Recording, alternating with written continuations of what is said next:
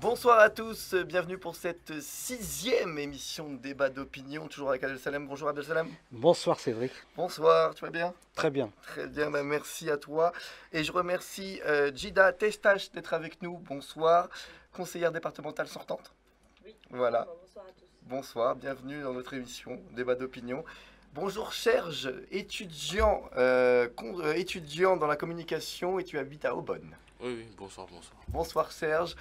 Bienvenue à toi dans l'émission Débat d'opinion et on va commencer Débat d'opinion avec une petite vidéo sur l'abstention. Et oui, parce qu'il y a eu les élections dimanche dernier. C'est parti, on regarde la vidéo et juste après on débat. C'est une catastrophe, hein. C'est catastrophique. Bon, c'est vrai qu'il y a une démotivation, mais il faudrait quand même que les politiques fassent des efforts pour remotiver les gens.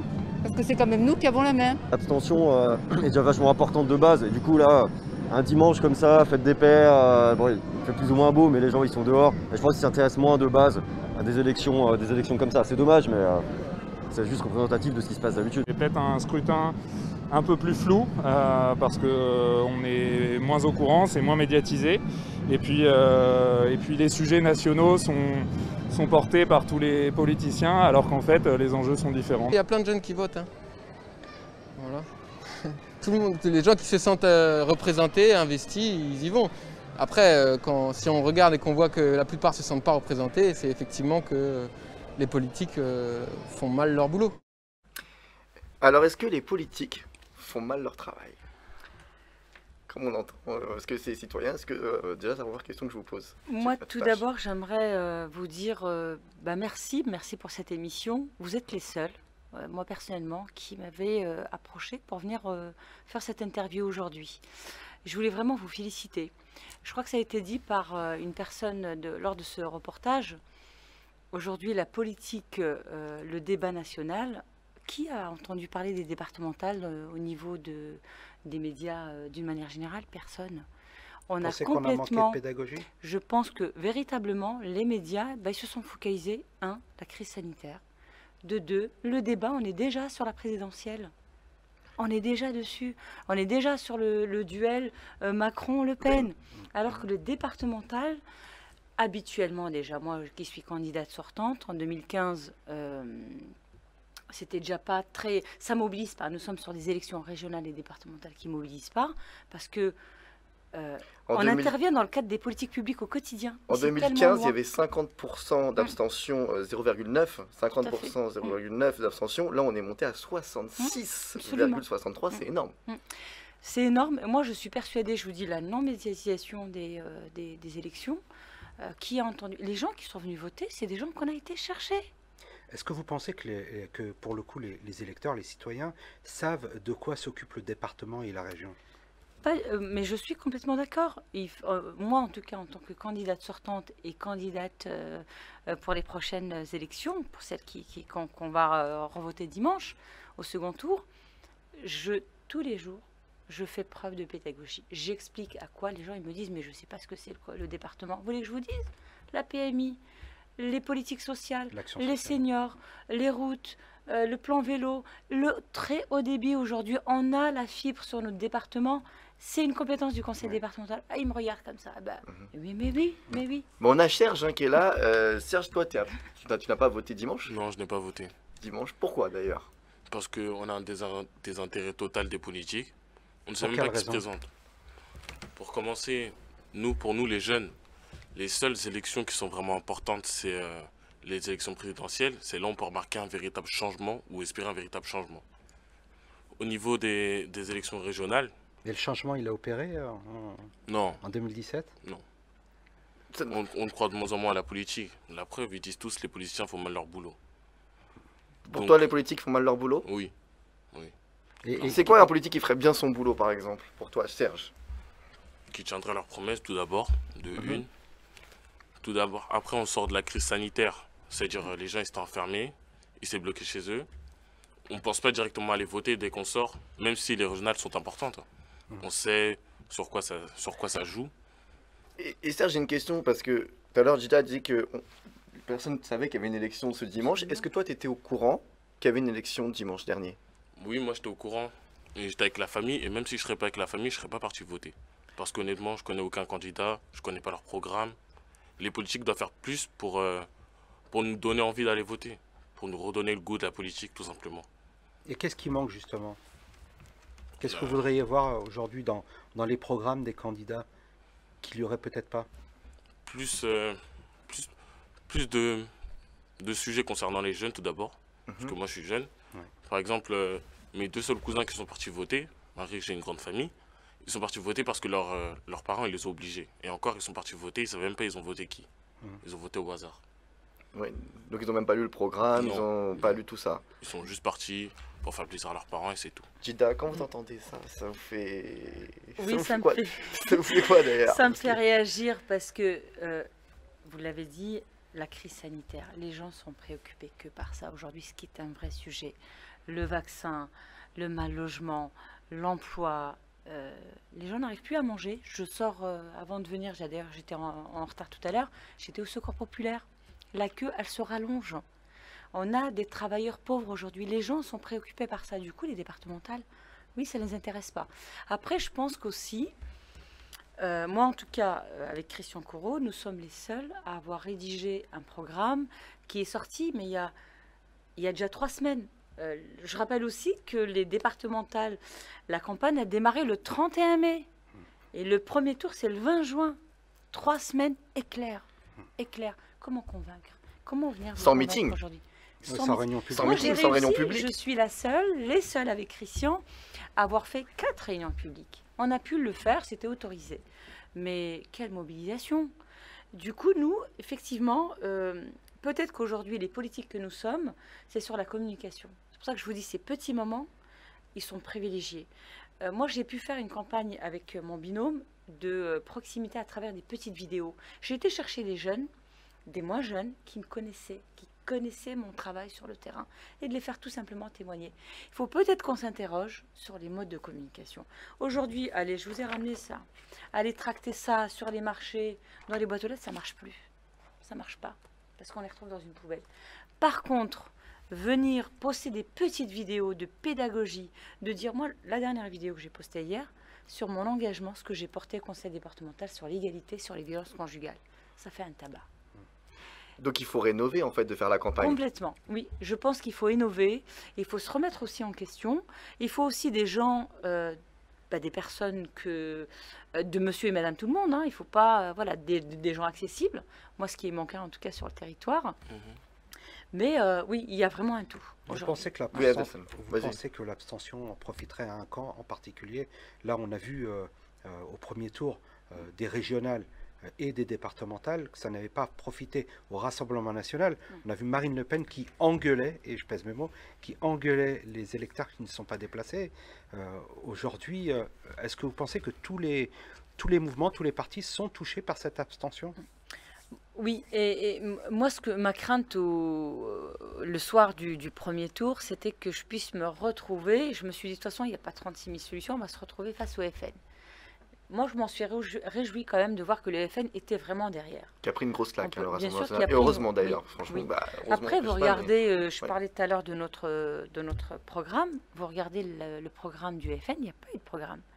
Ils ont pris c'est une feuille A4, recto verso, ils ont juste changé la tête des candidats sur tout le territoire français. Sans programme, sans rien. Leur problème, c'est les étrangers, les Français d'abord. Enfin, Ils parlent de sécurité alors que ce n'est pas une compétence du département. Absolument pas, tout à fait. Ouais. Des compétences sécuritaires qui ne sont pas du département. Nous sommes sur la prévention au niveau du conseil départemental. On finance un peu de vidéoprotection sur les villes dans le cadre de l'aide aux communes, mais la compétence sécurité, c'est l'État. Alors, le conseil départemental est à droite, comme nous le savons. Est-ce que vous avez l'espoir de faire basculer encore ce département à gauche? Dans les médias, malheureusement, pas du tout. Le calcul est déjà fait? Ah oui, oui. Moi, je pense que c'est perdu d'avance pour la gauche. Je rappelle aussi, en 53 ans d'existence du conseil départemental, il a été 3 ans à gauche seulement. 3 ans sur lesquels on a porté de vraies valeurs de gauche. Et aujourd'hui... Aujourd'hui, c'est fini. Aujourd'hui, c'est fini. Une deuxième question, faut-il comptabiliser le vote blanc? Oui, beaucoup de nos administrés, oui. C'est aussi une forme d'expression. Il faudrait qu'un jour, oui, on puisse... moi, je le pense véritablement. Si vous permettez, on comptabilise déjà, lorsque l'on dépouille, on dissocie bien les votes nuls et les votes blancs. Les votes blancs sont comptabilisés, mais sous quelle forme ils prendraient un effet, justement? Parce que, pour le coup, on n'élit personne. Lorsque l'on... admettons que demain, le vote blanc soit majoritaire, on fait quoi? On recommence? Non, mais je pense que véritablement, c'est une colère des gens qui voudraient simplement exprimer leur voix par un petit vote blanc en se disant, bon, voilà, parce que je suis contre ce que vous proposez. Enfin, moi, j'aurais tendance à le comprendre comme ça. Donc, on donnerait plus d'importance au vote blanc.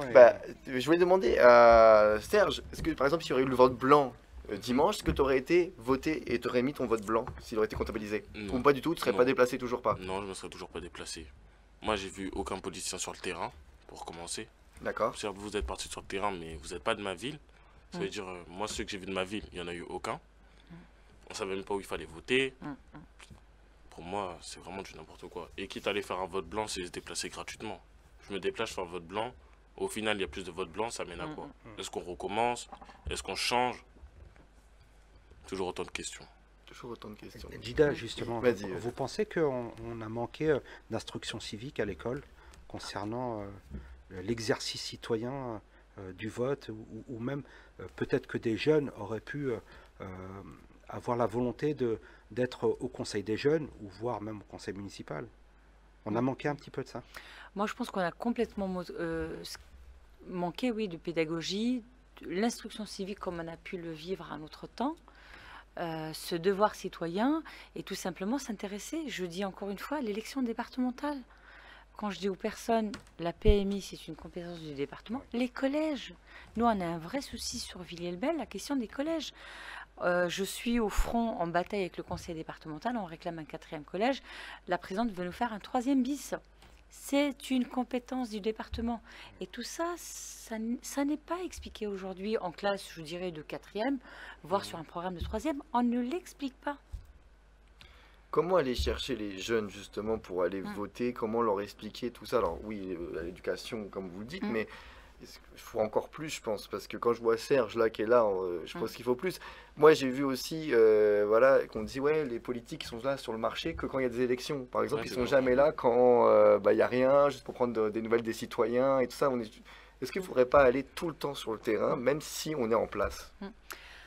Moi je peux vous parler que de notre expérience à Villiers-le-Bel. Je peux vous dire qu'à Villiers-le-Bel, donc nous avons un maire qui est à plein temps à la mairie. C'est pas quelqu'un qui cumule plusieurs postes, donc il est VP à l'agglo, mais c'est un maire à plein temps. Nous avons des conseils de quartier où la population, sans rendez-vous, sans quoi que ce soit, peut venir en fonction des thèmes du quartier, peut venir s'exprimer, et aussi sa colère.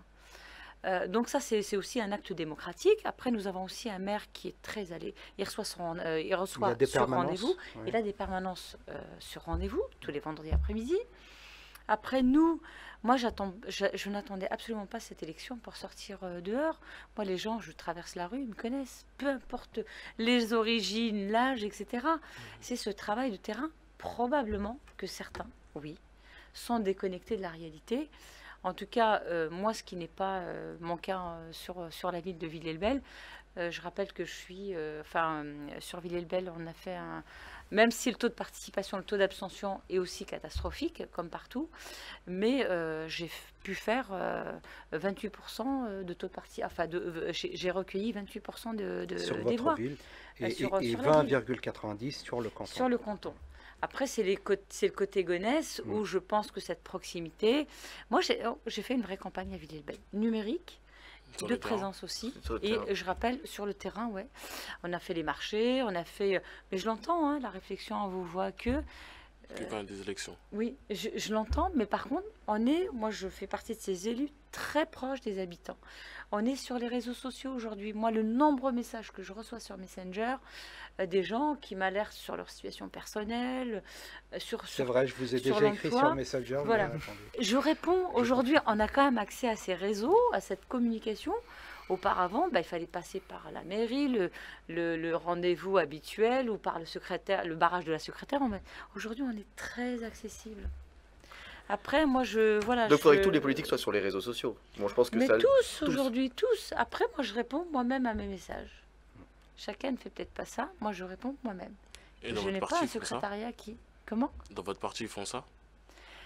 Nous, sur notre collectivité, on répond nous-mêmes à nos messages. En tout cas, c'est ce que je fais. Oui.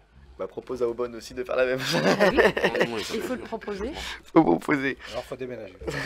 Proposer à vos élus cette proximité. J'avoue que après, en même temps, ça a ses limites. Les réseaux sociaux, quand on vous appelle sur Messenger à des gens que vous connaissez pas spécialement à 1h du matin, à minuit, bon, ça a ses limites. On a aussi nos vies, parce que moi, quand je rentre chez moi, j'ai aussi une vie privée. Non, mais bien sûr, tous les je suis politiques mère ont de une vie famille privée, c'est aussi. sûr.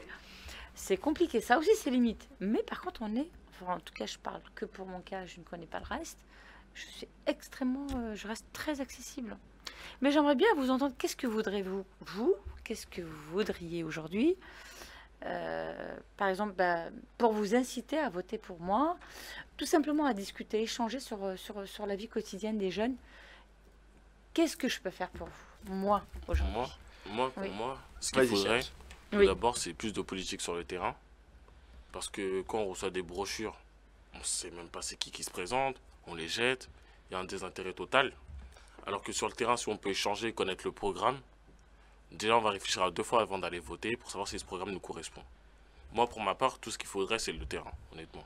Moi, j'avais une question à te poser. Est-ce que tu t'es déjà rendu dans un conseil citoyen, par exemple, ou un conseil de quartier? Non. Parce que c'est peut-être le début de quelque chose. Les conseils municipaux, municipaux, oui, voilà. alors, pendant la période confinement, les conseils municipaux n'étaient pas ouverts au public. En visio, hein, c'est ça? À l'identique, il y avait possibilité, ou il y a possibilité, de venir aux conseils municipaux, entendre les délibérations et autres. C'est peut-être le début de quelque chose et une façon de s'intéresser un petit peu à la vie locale. Donc, que tout arrive. Je peux entendre que tout n'arrive pas. Mais encore faut-il aussi avoir cette volonté d'aller chercher l'information. Je pense qu'on a, dans une campagne, il y a des panneaux d'affichage, il y a un boitage des tracts, on est tous sur les réseaux sociaux, donc dire qu'on n'est pas au courant des élections, c'est pas complètement... Il est au courant, mais... disons que vous êtes... On ne remarque pas le changement après. Qu'on vote droite ou gauche. Est-ce que tu as déjà voté, Serge? Non. Jamais? J'ai un désintérêt total. À part la présidentielle. Est-ce que tu avais voté à la présidentielle en 2022? Ouais. On peut savoir pour qui vous avez voté? Non. Non. Ah, mais tu vas voter pour l'élection présidentielle. C'est que ça. Là, il y a des candidats de premier plan. Où on sait déjà ce qu'ils pensent. On a déjà une vision d'eux. C'est juste cette élection-là où j'ai voté. Sinon, régional, je les connais pas forcément. Même pour les municipales? Même pas? Non. Pour le maire? Non, du tout? Le maire qui change ou pas, au final, ça ne change rien dans la ville. D'accord. Enfin, moi, je le vois comme ça. Oui, mais d'accord, très bien, Serge. Très bien. Très bien. Vous pensez que dimanche, l'abstention sera aussi haute? Moi, en tout cas, je suis repartie en campagne. Je le souhaite de tout cœur que les gens vont se mobiliser. Moi, j'appelle aujourd'hui les femmes. Beaucoup de femmes sont pareilles. C'est celles qui sont restées le plus à la maison. 80% des femmes sont restées à la maison. Moi, je fais appel à ces femmes. Et pourtant, elles sont concernées quotidiennement. J'espère qu'il y aura un sursaut. Pourtant, il y a une femme qui les représentait. Voilà, il y a une femme qui les représente, en tout cas sur notre canton. Et je suis la plus à même de pouvoir, je vous dirai tout à l'heure ce que je porte, ce que j'ai porté en tant que candidate sortante, ce que j'ai mis aussi avec Christian dans ce programme. J'espère vraiment qu'il y a un sursaut de la jeunesse, cette jeunesse qui est là aujourd'hui. On a aussi enfin moi j'entends ces problématiques de comment trouver un stage, comment trouver une alternance. On n'y arrive pas. Parce que sur des territoires comme les nôtres, on n'a pas de réseau. Les jeunes, je connais pas tel chef d'entreprise, j'ai pas tellement de réseau. Je fais souvent ce lien, ce maillage, cette dentelle. Vous mettez votre carnet d'adresse à disposition. Tout le temps, en permanence. Et si l'abstention est plus haute que dimanche dernier, ça serait... non, mais ça serait un drame. Ça serait un drame, effectivement. Ça serait un drame politique. Moi, je pense qu'il y a je l'espère, depuis dimanche, on a martelé du coup l'abstention, etc. Ce que vous avez pu démontrer dans votre reportage. J'espère qu'il va y avoir un sursaut. Aujourd'hui, moi, je suis repartie en campagne dès lundi pour dire aux gens, ne vous abstenez pas, venez voter. venez voter de préférence pour nous, parce que moi j'ai un vrai programme. Moi je me revendique de gauche, véritablement, avec de vraies propositions en tant que candidate sortante. Et puis j'ai envie de continuer ce travail. J'ose espérer que ces personnes m'auront entendu à travers une petite vidéo, celle d'hier, à travers votre émission, j'espère aujourd'hui, à travers ces échanges, qu'il y aura des gens à qui ils vont se dire tiens, j'espère que Serge va aller voter. J'espère il votera aux bonnes, mais j'espère qu'il ira voter au deuxième tour parce que voilà, regardez, il reste 2 candidats, regardez quand même. Moi, je vous invite vraiment, comme le disait tout à l'heure, ce que disait Abdel tout à l'heure, c'est il faut aussi qu'à un moment donné, notre jeunesse, j'entends, puissiez regarder aussi ce qui se passe sur votre ville. Intéressez-vous sincèrement à votre ville. Je ne connais pas la ville de Bonn. Intéressez-vous à votre ville, ce que font vos élus. Il faut aussi qu'à un moment donné, on soit plus constamment dans la critique. C'est aller, moi je vous invite, aller à un conseil municipal un soir. Vous allez voir que vos élus vont vous regarder différemment. Ils vont dire, c'est qui ce jeune homme? Pourquoi vous êtes là d'abord? Ah ben tiens, qu'est-ce qui vous intéresse? Vous allez voir que le regard il sera différent. Parce qu'on décide pour vous. On décide pour vous. Bon, en tout cas, Serge, voilà ce qu'elle te propose. Tu tes tâches. En tout cas, je ferai l'effort, mais je verrai si ça me convient. Et ben voilà, fais un effort. Et tu me diras prochainement si tu as été voté dimanche. Parce qu'on rappelle qu'il y a une élection dimanche pour les départementales et régionales, encore une fois, dimanche pour le 2e tour. Donc voilà, et on verra, on va analyser les chiffres, l'abstention et tout ça. On va passer au 2e sujet, 2e débat. C'est parti, en tout cas on va parler de la une de Libé. CNews est-elle devenue la porte-voix du RN et des populistes, donc voilà, du Rassemblement National. Regardez la une de cette une, le spectre de la bande FN, alors pas FM, bande Front National, tout simplement, Rassemblement National en tout cas.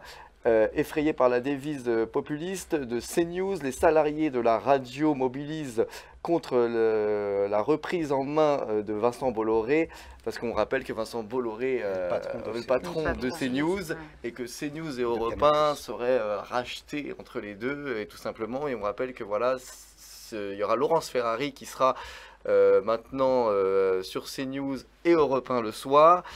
Peut-être que Morandini va revenir sur Europe 1, mais aussi qu'on sait très bien que sur CNews, il y a malheureusement Zemmour, voilà, Éric Zemmour. Est-ce que cette une vous choque?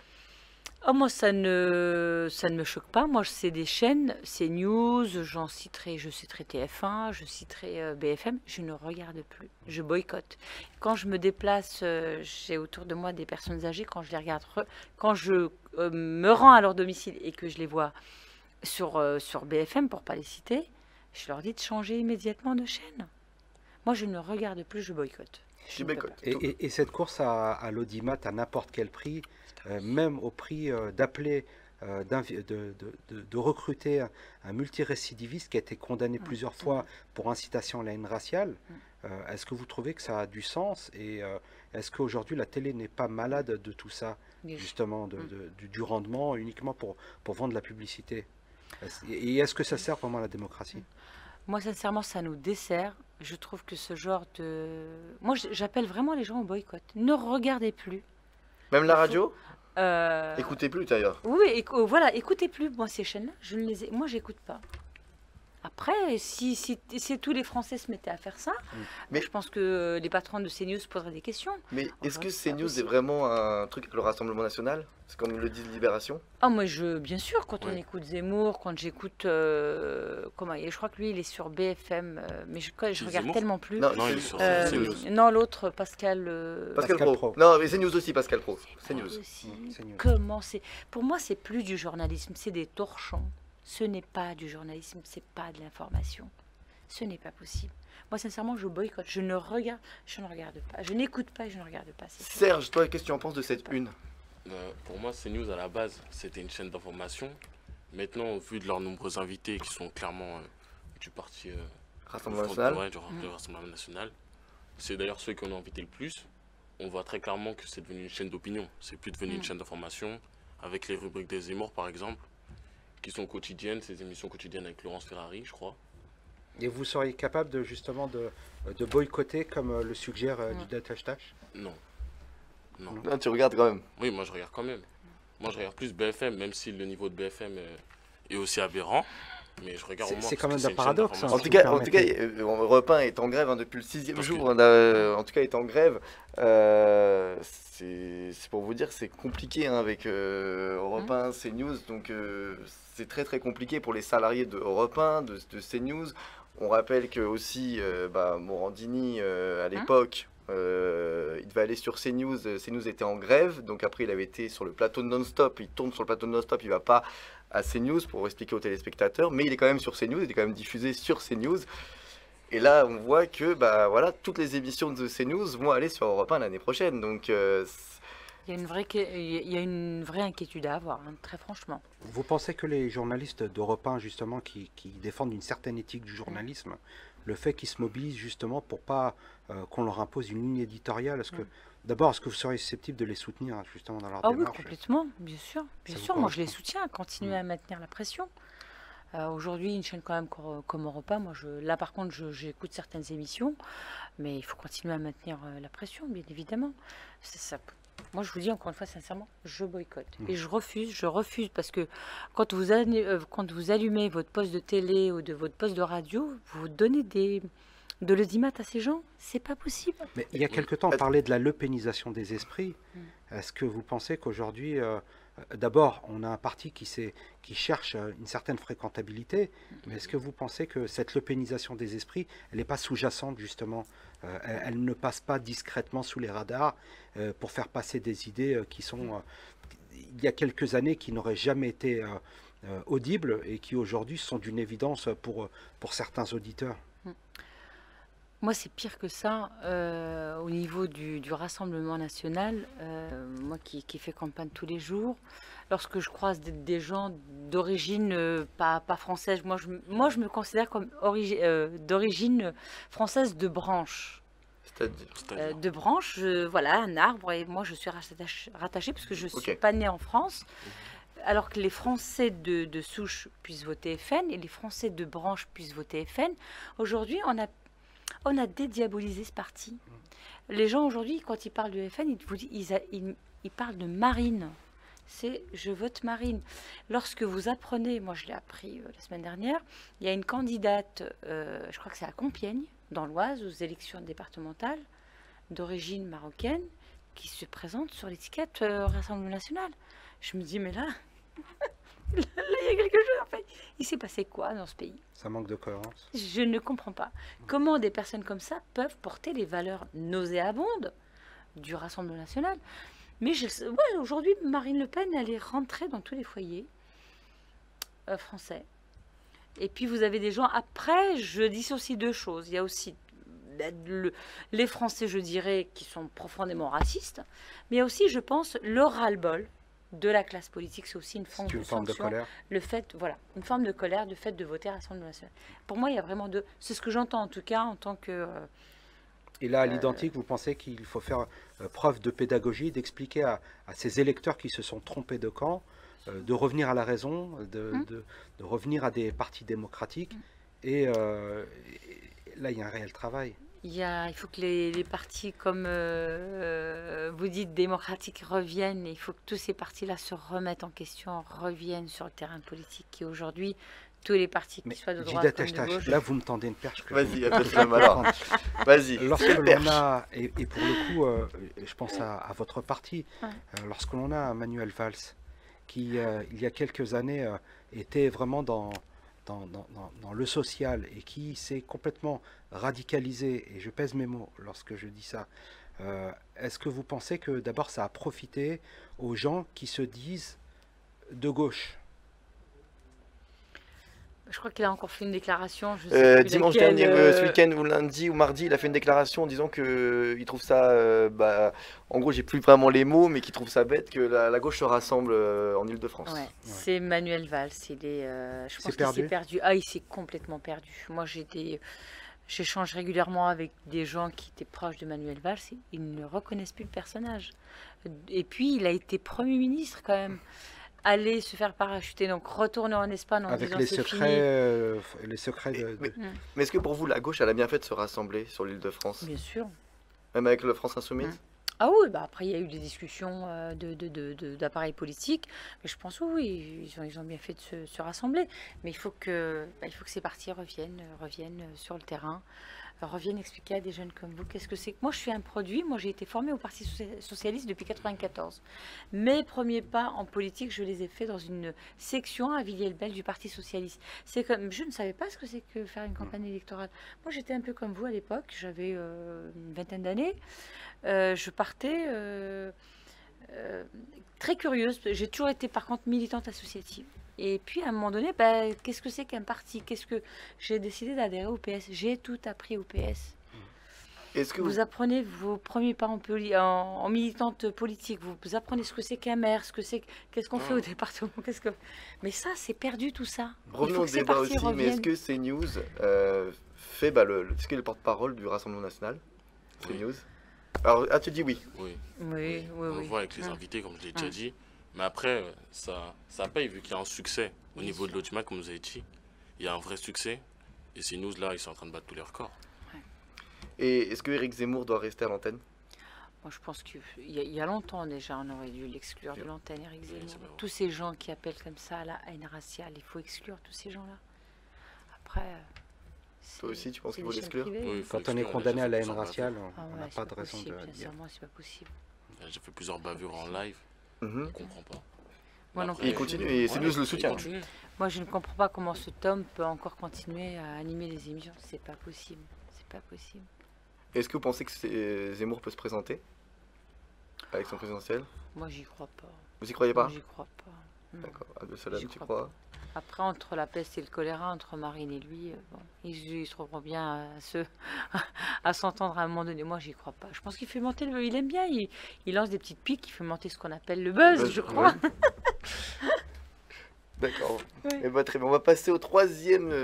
Tu veux ajouter quelque chose au deuxième sujet? Non. Après, pour votre parti, vu que c'est le parti qui est le plus en difficulté en ce moment, vous n'avez pas décidé comment le remettre en selle, le faire revenir au premier plan?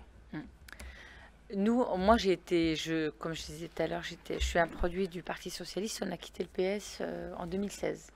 Aujourd'hui, sur la ville de Villiers-le-Bel, on n'est plus du tout en quartier politiquement. Par contre, on est profondément à gauche. Oui, il faut qu'ils se remettent en question. Il faut qu'ils reviennent sur des quartiers. Il faut qu'ils reviennent sur les villes. Il faut qu'ils reviennent voir les élus locaux que nous sommes aujourd'hui. Il y a une perte au niveau de ces partis, des cadres en tout cas, et de ces partis, il faut qu'il y ait un vrai travail. Les Français ont besoin de retrouver la gauche et la droite. Ah oui, complètement. Les deux en fait ont explosé avec l'affaire Fillon d'un côté. Et puis ce que dit Macron, on est droite, on est gauche, on voit ce que ça a donné aujourd'hui. Donc les gens ont besoin de repères en fait. Je pense que véritablement. Et puis moi je le vois, moi qui siège sur une ville de gauche avec nos politiques de gauche, qui siège au département dans une politique de droite, je vois la différence. Je le vois. Vous verrez quand je parle des violences conjugales, quand je porte ça au département, on me regarde mais comme une pestiférée quoi. Mais qu'est-ce qu'elle raconte? Et bien justement, on va parler des violences conjugales. On va en parler des violences conjugales, tout simplement. Dans quelques instants, on va en débattre après de regarder une petite vidéo et juste après on en débat. C'est parti. Valérie était une femme dont on a révélé la notion de syndrome de femme battue. Et lorsqu'on est battu pendant des années durant, depuis l'âge de 12 ans, on ne peut pas raisonner comme vous et moi. Et on est obligé à un certain moment de faire un geste qui ne nous ressemble pas, qui ne lui ressemble pas, pour se sauver. C'est un geste de survie. Alors, vous avez vu cette vidéo, en tout cas, honnêtement, ce geste ne lui ressemble pas. Mais malheureusement, voilà, elle l'a fait. Donc, qu'est-ce que vous en pensez d'ailleurs déjà? C'est un drame. Moi qui côtoie au quotidien, qui porte ces questions sur la collectivité où je suis élue ici à Villiers-le-Bel et qui porte ces questions au département, c'est un vrai drame pour en arriver là comme Jacqueline Sauvage. Jacqueline Sauvage, là on parle de Valérie Bacot, voilà, simplement. Oui, c'est exactement la même chose. On arrivait là, je crois qu'elle a été violée, à l'âge de 12 ans, prostituée, pour en arriver là. Après, est-ce qu'il y a eu des alertes qui ont quelles ont été ces alertes? Est-ce qu'elle a été réellement écoutée? Est-ce qu'elle a été accompagnée? Ça, on a un vrai problème dans ce pays. Commence un petit peu, parce qu'aujourd'hui, à travers les réseaux sociaux... Marlène Schiappa aussi, qui est dedans aussi, qui essaye de se combattre par rapport aux violences conjugales depuis maintenant des années, et que malheureusement, on voit que ça ne change pas grand-chose. Moi, j'aimerais bien qu'elle vienne, Marlène Schiappa, ici. Moi aussi. On a des vrais sujets à lui proposer. Nous, on a mis en place un contrat local des violences intrafamiliales, contre les violences intrafamiliales et conjugales. Ça fait 3 ans qu'on le porte.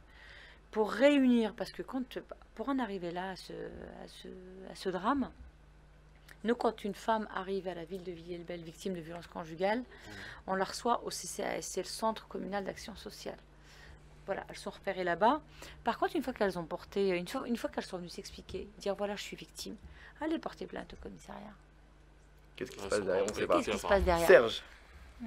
Moi, je pense que les femmes, quand elles vont porter plainte au commissariat, ne sont vraiment pas écoutées. Par exemple, la dernière fois, je regardais un reportage sur une femme qui était battue. Elle est partie au commissariat et ils lui ont dit revenez quand vous aurez plus de sang. Donc après, on peut tout à fait comprendre pour que... vous reposer la question, et la question c'est tuer un mari violent. Est-ce de la légitime défense selon vous? Moi, je le considérerais comme ça, très franchement, oui. Moi, en tout cas, j'ai signé la pétition. Ouais. Parce que pour en arriver là, pour aller tuer son concubin, et puis depuis l'âge de 12 ans, quoi. Et puis, qu'est-ce qu'on fait? Qu'est-ce qu'on a fait? Comment cette femme a été suivie dans son parcours? Est-ce qu'il y a eu des alertes? La famille, souvent. La famille, on sait tout ça. Tout le monde ferme les yeux. Les services sociaux, tout le monde ferme les yeux. Cette dame, à un moment donné, elle a été certainement portée plainte à un moment donné, cette dame. Comment elle a été instruite, sa plainte? C'est d'où mon fameux contrat local, premier à être signé en Val d'Oise, le premier à être signé en Val d'Oise, porté avec le maire de Villiers-le-Bel et à l'époque avec, comment il s'appelle, le préfet Jallet à l'égalité des chances, qui maintenant est je crois, au cabinet de Schiappa. J'espère que ça va les faire réfléchir. Ce contrat, c'est quoi? C'est lorsqu'on accueille une femme et qu'elle n'arrive pas à porter plainte. Donc on a réussi à mettre la ville, la police, la justice autour de la table et l'hôpital. Parce que comment on les accueille, comment on les recueille, ces femmes? Parce qu'il y a aussi des femmes qui passent par la voie de la collectivité, qui vont directement à l'hôpital parce qu'elles ont été tabassées. Mais vous pensez que ça doit être de compétences départementales ou c'est au national qu'on doit justement... Oui, aujourd'hui, il faut que ce soit porté. C'est porté. Pour moi, c'est porté. Ou alors qu'on puisse vous donner les moyens financiers suffisants. Moi, ce que je voudrais aujourd'hui au niveau du département, on a un contrat local qui existe et qui a porté ses fruits.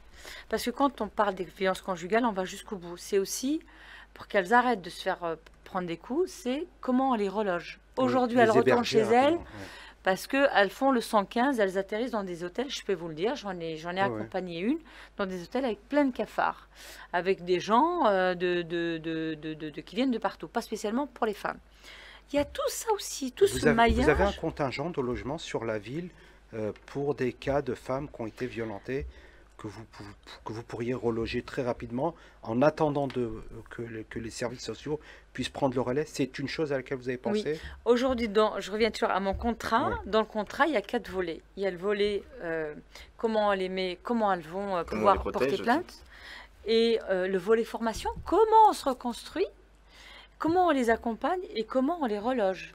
Mais aussi comment on les protège aussi, ça serait parce qu'il faut les protéger. Et le but, moi, il serait pas judicieux que les femmes par exemple, de Villiers-le-Bel, les victimes de violences, soient relogées à Villiers-le-Bel, parce qu'on sait qu'on va les retrouver. Oui. Ce qui serait bien, nous on porte ces questions, c'est pour ça que je le porte au niveau du département. Nous avons un bailleur départemental qui s'appelle Val d'Oise Habitat, et aujourd'hui j'ai proposé à Mme Kavecki, la présidente sortante du conseil départemental, Madame, venez signer ce contrat avec nous. Elle a refusé. Elle a dit non. Par contre, au dernier rapport sur l'égalité, c'est une femme, donc elle n'est pas sensible à la cause. C'est à mon grand désespoir parce que c'est une femme. Moi, j'ai espéré en la voyant arriver en 2018, pardon, à la tête du département. Je me suis dit, chouette, on a une femme, on va pouvoir pousser les choses. Bah rien. Arnaud Bazin était plus volontaire qu'elle sur ces questions-là. Je pense qu'il était plus humain qu'elle. Et sur ces questions, donc le premier contrat, elle n'a pas voulu le signer. Et aujourd'hui, donc elle le propose, elle dit tiens, on va essayer de suivre ce qu'a fait Villiers-le-Bel. Et Villiers-le-Bel, donc On a mis, nous, un seul logement aujourd'hui. C'est très peu. Mais j'invite tous les maires du Val d'Oise à en faire la même chose. Si à Goussainville, ils font la même chose. Si à Gonesse, ils font la même chose. Un ou deux logements par-ci, par-là. Et le but n'est pas de reloger nos femmes sur nos villes, parce qu'on va les retrouver très vite. Oui, parce que, c'est de mutualiser, c'est de faire ce travail un petit peu de dentelle. C'est qu'on puisse héberger les nôtres à Cergy et vice-versa à Villiers-le-Bel. Mais ça, il faudrait faire un truc national d'ailleurs. Absolument. Ouais. Une autre question sur l'aspect financier, et on le sait bien, assez souvent, ces femmes sont sans emploi, donc sans revenus. Vous, je pense que vous êtes pour la solidarité nationale. Est-ce que vous seriez susceptible d'accepter une allocation temporaire, le temps qu'elles puissent retrouver un emploi, parce que elles n'en ont pas, parce qu'elles ont certainement des enfants et des charges financières à assumer, et c'est souvent le frein pour une femme qui ne veut pas quitter son bourreau, et je pèse mes mots, parce qu'il y a cet obstacle financier. Il y a un vrai obstacle financier. Après, sur l'allocation, sincèrement, je ne me suis pas trop penchée sur la question. Il y a aujourd'hui, nous, ce qu'on a sur le département, le RSA, qui est une compétence du conseil départemental. Elles peuvent déjà... C'est un transfert de compétences de l'État. Voilà, vers les collectivités. Oui, vers les collectivités. Déjà cela, moi, ce que j'incite aujourd'hui les femmes, c'est déjà d'oser porter plainte. Aujourd'hui, elles ont le droit de garder leur domicile et c'est au bourreau de quitter. Aujourd'hui, on a l'ordonnance de protection. Bien sûr, il faut qu'ils partent. Moi, j'incite ces femmes. Aujourd'hui, moi, dans mon programme, c'est comment on les pousse pour aller vers l'autonomie, la formation. Aujourd'hui, beaucoup de femmes n'accèdent pas à la formation parce qu'il y a un problème de garde d'enfants. Qu'est-ce qu'on fait de ces enfants? Aujourd'hui, comment vous les prenez, vous les emmenez par exemple de Villiers-le-Bel, elles vont à Cergy. Le problème, c'est la déscolarisation des enfants. Mais il faut agir dès la première plainte parce que aussi c'est compliqué. Plainte, bien sûr. Mais tout cela, il faut le travailler. Tout cela, il faut le travailler. Et ça se passe à travers la formation, l'autonomie, je le rappelle, financière. Comment on les accompagne dans notre contrat de lutte. Vous avez un volet formation et emploi à l'intérieur. Je vais poser la même question à Serge. Tuer un mari violent, est-ce une légitime défense, Serge? Pour moi, oui. C'est un geste de survie, très clairement. Là, l'avocate, elle nous le dit très clairement, que c'est un geste de survie, que Valérie Bacon n'est pas comme ça. Et au final, celles qui font ce geste de survie, elles reçoivent une peine après, de la justice française. Donc au Canada, il y a une loi délibérée sur l'autodéfense concernant les violences conjugales. Pourquoi on n'appliquerait pas les mêmes ici? C'est vrai. Pour défendre ces femmes battues. Donc c'est au législateur justement de travailler sur le sujet. Oui, oui. Très bien. Aujourd'hui, on en parle de ces questions de violence conjugale, comme du mariage forcé qui revient aussi, hein, je tiens à le préciser, comme la prostitution des mineurs. Moi, j'ai des principaux de collège qui me disent, nos gamines, elles se prostituent en classe de 4e, en collège. Il y a un vrai sujet aussi. Mais c'est circulé, il n'y a rien à voir quand je le dénonce. On en parle parce que voilà, les médias, les faits, balance tempore, etc. Mais les violences conjugales, elles existent depuis je ne sais combien d'années. Mais depuis longtemps, je pense, même depuis le début, qu'il y a eu des couples, mais on n'en parlait pas. Voilà, on n'en parlait pas et que c'était caché, tout simplement. Comment on accompagne? Et nous sommes les seuls aussi à avoir demandé, dans le cadre de notre programme, une crèche départementale pour l'autonomie aussi, pour qu'on puisse déposer les gamins, pour aller chercher une formation, chercher un emploi, pour avoir cette capacité de dire je quitte mon bourreau à un moment donné, je peux être en capacité de payer mon loyer. On est les seuls aussi à apporter une maison des femmes. Une maison des femmes, c'est la parentalité, c'est le soin, c'est un lieu pour pouvoir faire ouf, respirer. Est-ce qu'on pourrait pas aller plus loin, par exemple, aussi? Parce que je pense que des filles qui se font taper par leur mari parlent avec des copines. Est-ce que les copines pourraient porter plainte pour leurs copines ou pas du tout? Est-ce qu'on pourrait aller plus loin là-dedans? Les services. C'est simplement, moi je dis aujourd'hui, ça m'est arrivé en réunion publique, une dame m'a dit, vous savez, ma voisine se fait taper tous les jours. Je dis, madame, il faut dénoncer, appeler la police. Dénoncer, elle ne peut pas porter place à sa place, il faut vraiment que ce soit la personne qui le fasse. Mais par contre, dénoncer, nous avons trop de citoyens aujourd'hui, des familles, on sait que dans des familles, les familles ferment les yeux, on sait pertinemment que la cousine ou la tante ou la frangine se fait tabasser, on ferme les yeux.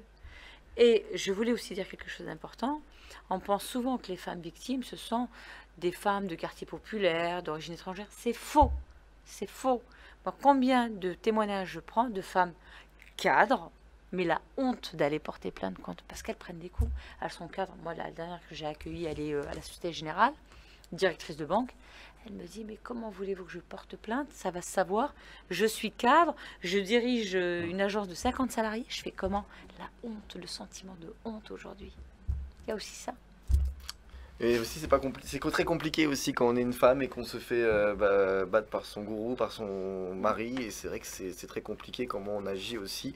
En tout cas, voilà, les femmes, hein, n'hésitez pas à aller porter plainte aussi s'il se passe quelque chose.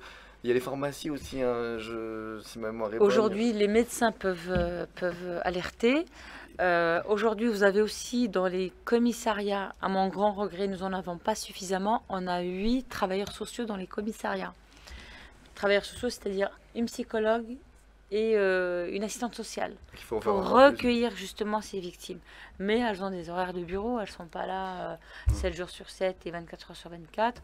Après, si vous arrivez... Moi, j'insiste beaucoup, c'est sur la formation aussi des agents. Lorsqu'on accueille une femme victime, il faut que ce soit généralisé au commissariat. Parce que disait Serge tout à l'heure, hein, les plaintes n'ont aucun effet, tout simplement. C'est ça. Comment on les accueille aujourd'hui et puis vers qui on oriente beaucoup de commissariats ne savent pas qu'il y a des associations qui existent. Aujourd'hui, lorsque vous arrivez au commissariat, portez plainte, vous avez possibilité de prendre 3 nuits d'hôtel, renouveler une fois, mais après, vous faites quoi? Il faut aussi que l'agent qui vous reçoit le sache. Très souvent, ils ne savent pas. Il y a un véritable problème de formation. Complètement former les agents, que ce soit de fonctionnaires de police ou dans les villes. Hein. On a aussi beaucoup d'agents dans nos collectivités qui ne sont pas informés. Donc, nous, à Villiers, on est exemplaires. On a commencé une formation, en direction en tout cas, de nos agents, ceux qui travaillent sur les lieux d'accueil. Alors, qualifier la police, justement, dans ce cas-là, est une chose évidente. Mais que dites-vous, justement, de ces effectifs de police qui diminuent et l'État qui se désengage, justement, sur une de ses fonctions régaliennes, qui est la sécurité des citoyens? Il y a un non-sens, là. Il faut faire plus avec moins. Moi, je trouve qu'il faut vraiment il faut renforcer, que ce soit sur la question de la police, de la sécurité, que ce soit sur les questions de l'éducation nationale. Aujourd'hui, les postes supprimés. Après, c'est le choix du président. Aujourd'hui, il faut renforcer. Nous, sur nos territoires, nous avons, et puis le problème de recrutement aussi, hein, nous avons des policiers municipaux, qui aujourd'hui, les policiers municipaux, donc c'est une compétence du maire, c'est en fonction de votre budget. C'est aussi les maires qui offrent de l'attractivité, un meilleur salaire, un meilleur régime indemnitaire.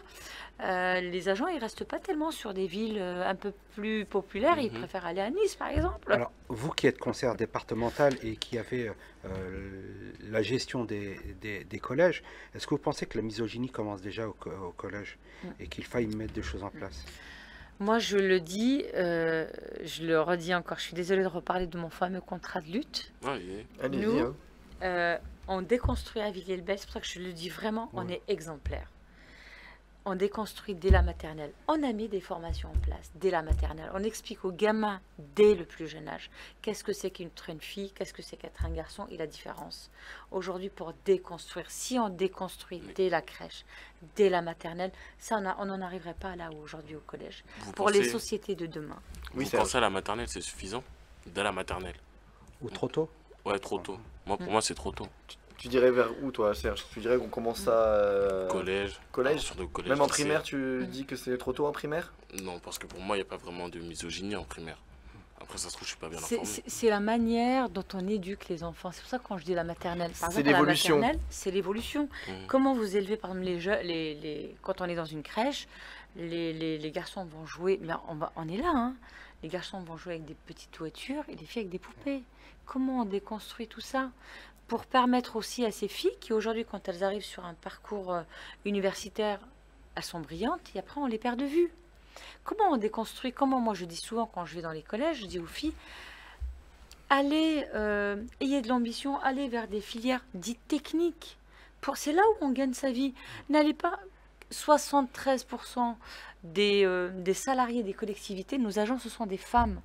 Mais quand je peux me dire, ouais, je suis contente, super. Non, parmi les 73%, 60, ce sont des agents ménage, la restauration, l'emploi dans les écarts de salaire entre pénibles. Les hommes et les payer, c'est des écarts, bien sûr. Alors que si on déconstruit, c'est pour ça que je me dis, déconstruisons dès le plus jeune âge pour dire aux filles, soyez ingénieur, médecin, voilà, sur des filières dites techniques, là où on peut mieux gagner sa vie. Et je pense aussi véritablement les filières, les architectes aujourd'hui, qui sont ultra masculins.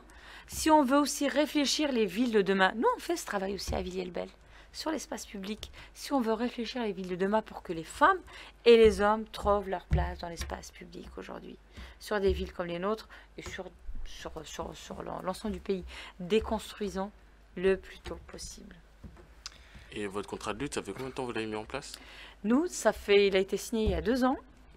Après, quand on signe un contrat, il faut le faire vivre. Donc là, on a réussi à mettre l'éducation nationale autour de la table. L'éducation nationale a formé des gens, leurs agents, et qui viennent réfléchir et on déconstruit dans les écoles. Aujourd'hui, nous avons des appels à projets. Comment on déconstruit, comment on accompagne ces collégiens, leur dire simplement qu'on a des femmes brillantes. Ça peut paraître anecdotique, mais quand on dit à des gens, les noms de rue par exemple dans une ville, je vous invite à regarder à Aubonne, combien de rues portent des noms de femmes. C'est la symbolique, vraiment la symbolique, vous verrez, on les comptera ensemble. C'est vraiment des petites symboliques. Eh bien très bien en tout cas pour ce débat en tout cas, et là Jenna Tétache, donc conseillère départementale sortante. Et première adjointe au maire. En charge des finances. En charge des finances. Parce que souvent, les femmes, elles vont se retrouver aussi, je fais de la politique, là, sur des délégations, la petite enfance, les crèches, l'éducation, des choses comme ça, et pas spécialement là où on les attend, sur l'urbanisme, sur les travaux, sur les finances. Je remercie le maire de Villiers-le-Bel, Jean-Louis Marsac, de m'avoir nommé en 2012 sa première adjointe en charge des finances, ce qui ne s'était jamais fait. C'est aussi comment on déconstruit, aussi comment l'image aussi, ce qu'on donne comme image à notre population, à votre génération. D'accord. Et donc là, votre actu, donc là, c'est... dites-nous, hein, voilà. Dites-nous tout. On va en parler. On va en parler. On a 10 minutes là pour vous. 10 minutes, tout simplement. C'est la même alors Vida Tachtache, vous êtes en ballottage sur les élections départementales. Alors, ce qu'il faut savoir, c'est que pour l'histoire, Cédric Sabouret, qui était assis ici même à votre place... Il y a 2 semaines. Donc, est lui-même candidat. Il est à 31%. Vous êtes à 20, 90, 21, nous allons dire. Les écologistes ont appelé à voter pour vous? Non, j'ai pas eu d'appel à voter. La tenue verte, c'est un message. Je voulais vous dire. Ah, c'est ma couleur d'espoir. J'ai espoir, moi. Regardez même mon... C'est pas un appel d'espoir, moi. Vous avez espoir pour qu'il y ait une remontada, justement? Oui, moi j'y crois à fond, parce que les gens me connaissent. D'accord. On refait campagne à Gonesse, moi j'essaye de rebooster, de regagner des voix à Villiers-le-Bel. Sincèrement, j'ai bon espoir, oui, c'est ce qui prouve ma couleur. Non, d'une manière générale, oui, j'ai vraiment bon espoir. J'ai bon espoir que ces 80% de personnes restées chez elles puissent sortir aussi. Je continue à convaincre, je continue mes petites réunions de réseau. J'y étais encore ce matin dans de petites réunions, un petit déjeuner organisé. Voilà. Très bien. J'y crois. Je me bats au quotidien. Je pense que ma force de conviction, ce que je porte déjà au conseil départemental, je ne sais pas ce qu'a pu vous dire Cédric Sabouret, parce que je suis quand même son binôme sortante. Après, j'ai fait le choix aussi de ne pas repartir avec Cédric Sabouret. Pourquoi, parce que, du coup le soutien des maires, pour moi, vous savez, quand vous êtes dans des villes, quand on est dans une majorité, quand vous êtes en responsabilité pour pouvoir monter ces dossiers au conseil départemental, vous ne pouvez pas aujourd'hui continuer à taper sur votre maire, ce qu'a fait M. Sabouret pendant toute la mandature, y aller défendre, y aller siéger au conseil départemental. Aujourd'hui, les maires qu'ils sont, que ce soit le mien, Jean-Louis Marsac ou Jean-Pierre Blasi, les maires du canton, d'une manière générale, ont besoin d'élus qui connaissent les dossiers, qui ont aussi cet ancrage local, pour pouvoir porter cette voix au conseil départemental. On ne peut pas continuer à siéger et dire et taper sur les maires du canton. C'est pas possible. Moi, j'ai fait ce choix aujourd'hui de ne pas repartir. J'ai fait le choix aussi de la loyauté vis-à-vis du maire qui est de Villiers-le-Bel et de Gonesse, et puis le choix aussi d'être accompagné par les élus. Et vous le savez, à juste titre, la mobilisation qui n'a pas été forte, c'est une élection, on fait campagne aussi, puisqu'on a pu ces forces vives de militants, de base, de partis. Qui a fait campagne, qui m'a aidé à faire campagne, ce sont mes collègues élus. Vous pensez que les gens qui, justement, ont boudé les urnes dimanche dernier vont se ressaisir et venir voter et glisser le bon bulletin, à savoir le vote, selon vous. Donc, cette abstention dont l'on parlait en début d'émission, qui pour le coup ne vous a pas profité, vous gardez cet espoir, où justement ils vous permettent de pouvoir garder votre siège au conseil départemental et faire avancer les projets sur ce canton en tout cas. Moi aujourd'hui en tout cas, puisque vous m'offrez cette antenne aujourd'hui avec vous, je lance véritablement un appel aujourd'hui. On vient d'évoquer les questions de violence conjugale et moi je fais très souvent un lien avec l'égalité. Si on travaille les questions d'égalité aujourd'hui, on aura une société moins violente après. C'est pour ça que j'appelle pour déconstruire dès le plus jeune âge. Voilà, après l'âge, on peut en discuter. Je suis la seule aujourd'hui. Interrogez les autres candidats. Je suis la seule aujourd'hui à l'avoir porté. Je peux vous dire, je l'ai martelé. Je n'invente rien, il suffit d'aller sur les séances du conseil départemental, c'est public. Vous verrez que je suis la seule à l'avoir martelé. Les questions d'égalité, les questions des violences conjugales, la question des collèges, la question des pistes cyclables. Ma plus grande fierté, c'est une piste cyclable qui relie aujourd'hui Bouqueval à Villers-le-Bel. Vous pouvez la prendre à vélo et à pied en toute sécurité. Ces questions-là, je les ai portées. Moi, je reviens simplement pour dire à nos auditeurs et nos auditrices, je m'adresse aux femmes aussi, je m'adresse aussi aux hommes, parce que vous êtes très nombreux à porter les questions d'égalité à mes côtés. Faites un sursaut aujourd'hui, réveillez-vous. Je suis la seule aujourd'hui à porter cette voix au conseil départemental. Moi, je suis, comme je l'ai dit tout à l'heure, un produit... j'ai démarré mes premiers pas en politique sur le terrain, à travers le milieu associatif. Je fais un appel aujourd'hui. Et si vous êtes réélu, c'est quoi votre premier projet que vous allez mettre en place? Le tout premier. Premier projet, donc si je suis réélu, bien évidemment, avec la tendance du conseil départemental, je serai probablement, je pense fort, à mon avis, dans l'opposition. Ça sera de continuer sur ces sujets. Je porte, comme je l'ai dit tout à l'heure, une crèche départementale sur laquelle je pousserai jusqu'au bout, cette crèche départementale. La maison des femmes aussi qui était un vrai sujet. Un sujet aussi que nous avons sur le territoire, on a déployé de la fibre optique à le très haut débit sur le Val d'Oise partout. Par contre, il faut sécuriser les armoires de rue, continuer à faire ce travail, parce qu'aujourd'hui nous avons de nombreuses villes, que ce soit à Gonesse, que ce soit à Pontoise, à Cormeilles, où il y a du vandalisme. La question aussi des opérateurs, vous avez dû l'entendre parler. Oui. Lorsque les opérateurs viennent, ces armoires ouvertes, il va falloir qu'à un moment donné, on s'en préoccupe, c'est de les fermer. Comment on accompagne les opérateurs aussi, parce ils ont aussi des intervenants qui ne sont pas formés, qui viennent vous débrancher vous pour me rebrancher moi, ce qui est juste dramatique sur le territoire. Comment on sécurise ces endroits? Comment aussi aujourd'hui sur la question de la mobilité sur nos territoires? Un vrai sujet. Aujourd'hui, pour aller à Gare du Nord, les emplois sont à Roissy. On a depuis peu un bus qui est un bus à haut niveau de service pour aller à Roissy. Sinon, il fallait aller jusqu'à Gare du Nord pour repartir à Roissy. La question de la mobilité qui est un vrai sujet, la ligne 17, voilà, toutes ces choses-là. Moi, j'ai besoin de regagner, de reprendre mon poste au conseil départemental. Le message est passé sur MyVox, le message est passé. Réponse dimanche, du coup. Je reviendrai vous voir lundi, je l'espère, en disant merci de m'avoir offert cette antenne. Merci à vous d'être venu, Jida Testache. Oula, j'ai du mal. Jida Testache, merci d'être venu dans notre émission. Merci énormément. Je remercie Adel Salem aussi. Merci à toi. Merci Cédric. Adel Salem dans 2 secondes parce que je vais remercier Serge aussi, notre citoyen. Merci Serge d'être venu dans l'émission de débat d'opinion. Je voulais remercier tous les citoyens qui sont venus pour ces 6 émissions parce que c'est la dernière de la saison. Donc voilà, je voulais remercier tous ceux qui sont venus à ta place, Serge en tout cas. Des fois il y en avait 2, des fois il y en avait 1. Donc merci Adel Salem de m'avoir suivi dans cette aventure. Alors moi justement je voulais dire un petit mot aux 2 patrons de la chaîne. J'allais les remercier de leur confiance et de m'accorder accordé justement cette antenne pour pouvoir justement débattre avec des personnes qui justement sont dans l'engagement, et c'est une façon aussi d'identifier les personnes qui sont justement actifs, et ce qui permet de démocratiser un petit peu la politique, parce qu'aujourd'hui on a quand même un certain rejet. Voilà, moi je voulais remercier Faisal, le patron de la chaîne en tout cas, qui m'a fait énormément confiance avec cette émission et une autre émission. Merci à lui encore une fois. Merci Hamza aussi, et puis merci Stéphane, le réalisateur aussi de l'émission, ce qui fait un boulot formidable, magnifique. Merci à toi Stéphane.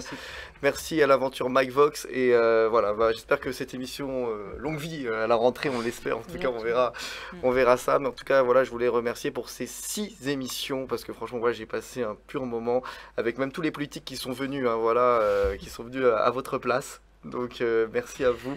Merci à Faisal. Merci à Faisal pour cette invitation, et Beauvilliers-Ois en plus, donc j'en suis fière. Et ben voilà, en tout cas, merci à vous, merci d'avoir suivi cette émission, merci aussi aux téléspectateurs qui ont suivi cette émission, merci pour vos conseils aussi sur les réseaux, les commentaires et tout que vous donnez chaque semaine. Merci à vous, je vous souhaite à tous et à tous une excellente soirée, et on se retrouve très vite sur Mike Vox. Ciao.